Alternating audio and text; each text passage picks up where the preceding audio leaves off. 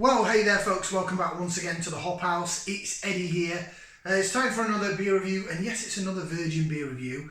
And I'm running through my Buxton Tryanuary, Buyanuary box that I got back in dry January. We are now second week in April. I'm a bit behind.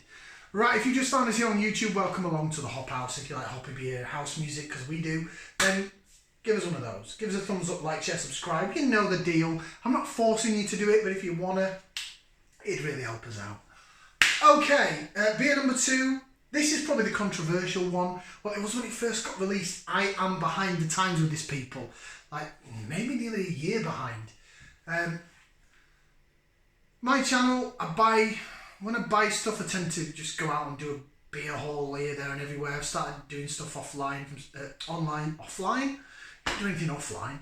I started doing things online from certain breweries and this, that and the other, and then I tend to put them in me, well, they were in my shed, but now I've got a beer box at the back of the garden.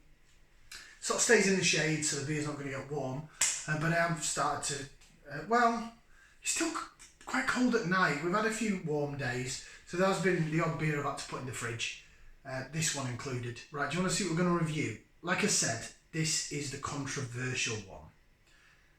Quite a lot of people didn't like this, and it's a collaboration between Buxton and a brewery that I have not had anything from before in my life, called Omnipollo. Omnipollo. Right, it's this jazzy looking can. I'm sure if there's other beer reviews out there, you've seen this. If you shopped in Tesco, you've probably seen this. It was in Tesco for £5 a can. £5 a can. And what is it then?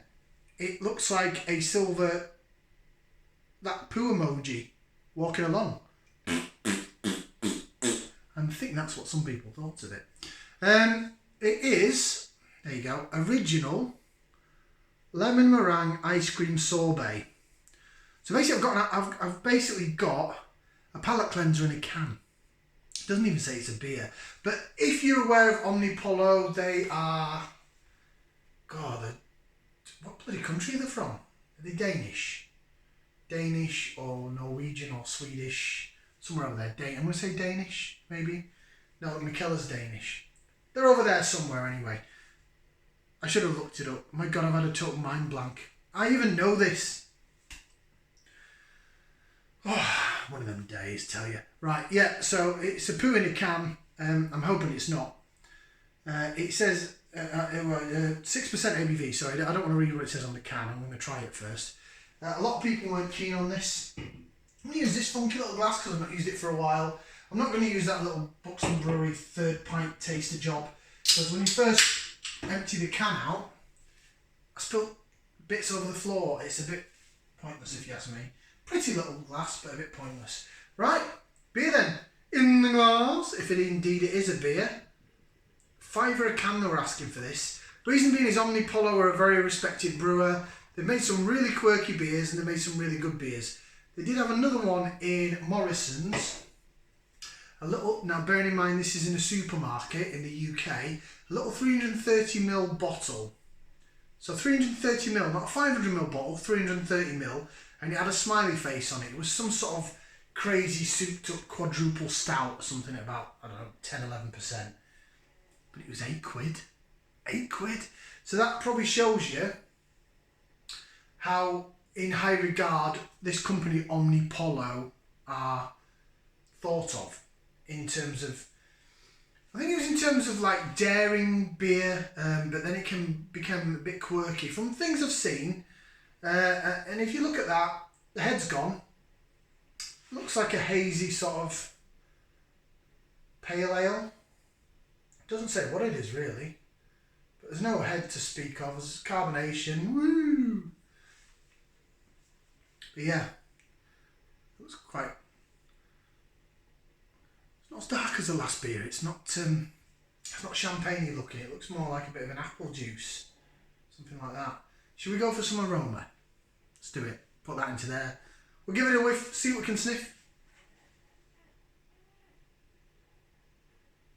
I am getting a bit of lemon meringue, to be honest. But it smells very additive-y. Adjunky, as I call it. It does smell like I've got a little bit of my taste buds going because it does smell a bit like lemon meringue. It does smell a bit vanilla-y as well, a bit ice creamy, which it says it's a vanilla ice cream bloody lemon meringue sorbet thing. 6% ABV. £5 a can this was. A lot of people were not happy with paying £5 a can. It was in Tesco's for a number of months, but I don't think it was a majorly big seller. Right, let's go. Bottoms up down the hatch. Cheers.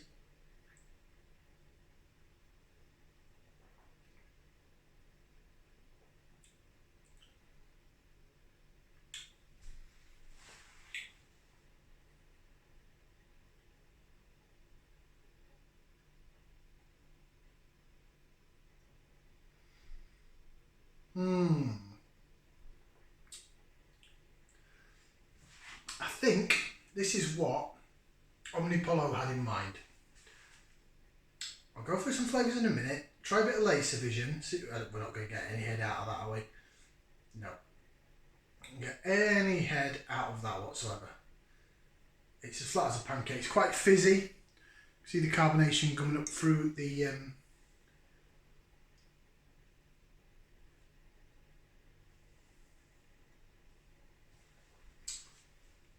it's better than the last beer I had. It's better than the Berliner Weisse. But it's along the same lines. It tastes like...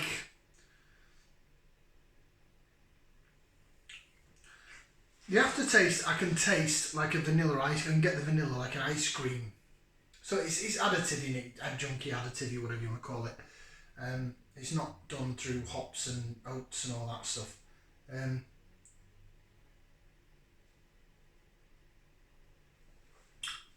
And there's more of this kind of drink hitting the market. I'm not a beer snob. I'm not anything like that. If I like it, I like it. And some of the milkshake, I mean the Badco off-tempo milkshake IPA that went into Asda. I loved it. I thought I'd hate it and I absolutely loved it. It's the best milkshake IPA I've had actually. There are a couple of other sort of lactosey jobbers that I've had. And I think, you know what, that's all right, that's okay. This, it's not horrible. Excuse me, it is very gassy though. It's even gassier than the last one. Even though there's no bloody head on it. I would relate this, that last one I had, I'd relate to it in my mind. Or if you're in my mind, it's in my mind. That's why I keep saying that, by the way. I'm only joking, I'm not like having an episode. Yeah, I'd relate the sorry, I just went off tangent then, didn't I? That blooming Berliner Weisse before this, I'd relate it to like cheap, flat, bubbly. Maybe, you know, someone's had a get the Pemaine. Remember the royal family when they were there. Get down the off license and should we get some champagne? Not made of money. Get some Pemaine. That was the word I was looking for, not Prosecco, Pemaine. That is what that blooming Berliner Weisse, Far Skyline, was it? Far Skyline, that's what that reminds me of. This is sweeter.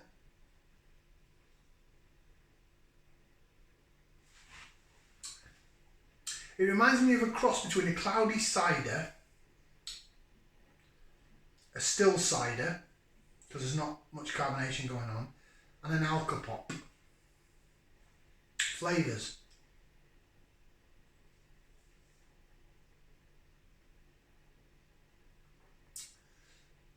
It's another one of these beers that's quite sweet. Well, it is sweet, it's all sweet.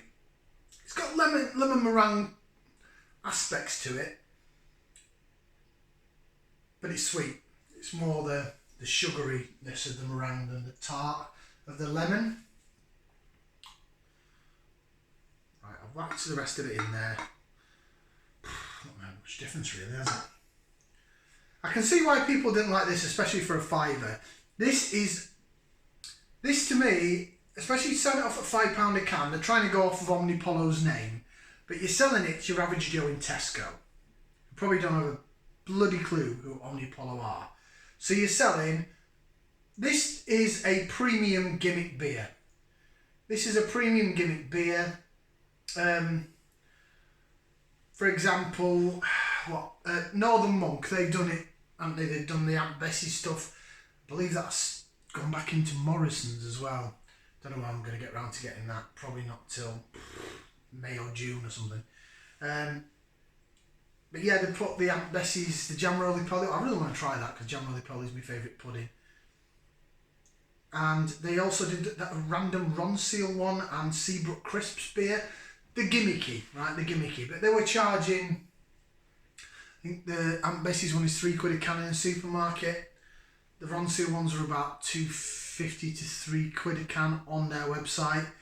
That's a fiver. So you're asking people to part with £5 for a premium gimmick beer. The only one I think that comes up that was probably about this price and more expensive was last year, and there's only Scott and Wonder from Scott and Wonder's World that I believe got hold of it, was the Cadbury's Cream Egg beer that, what was it who did it? Goose Island. And it wasn't even that good. Well, they didn't rate it that good. People tried making their own. That was quite funny to watch. I didn't get involved. I'm nowhere near as experimental as that. Not for the actual cream egg beer, I mean to make my own. Christ. I'd burn this kitchen down or something.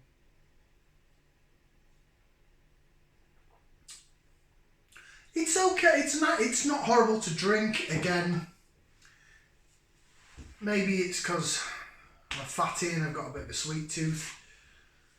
I wouldn't call it a beer though. Mind you, it doesn't even call it a beer on the can, does it? It just says it's an ice cream sorbet, God knows what. Right. I don't think it gives us much more information on the... Oh, that was weird. I poured the little drops in and it like gave me a bit of head and it was almost like spit going in the can.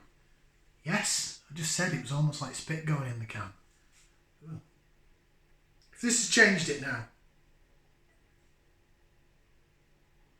No. Just random spit drops. Right. Do I think it's not that bad. It's not great though.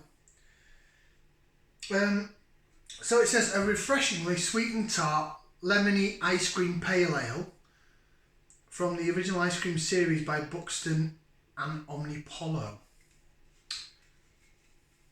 I'm glad I tried it, and I'm glad I tried it as part of the thing because I've only seen this in my local Tesco twice.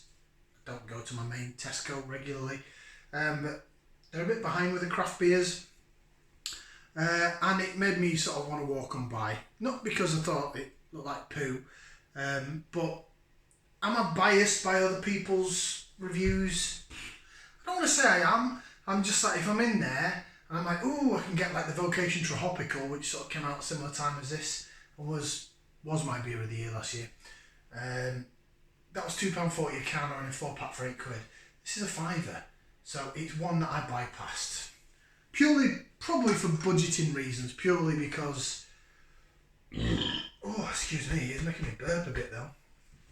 It's almost got that sweet pastry sour aspect to it. Ooh. Good for getting rid of indigestion. Yeah, it's sweet, it's lemony, meringue.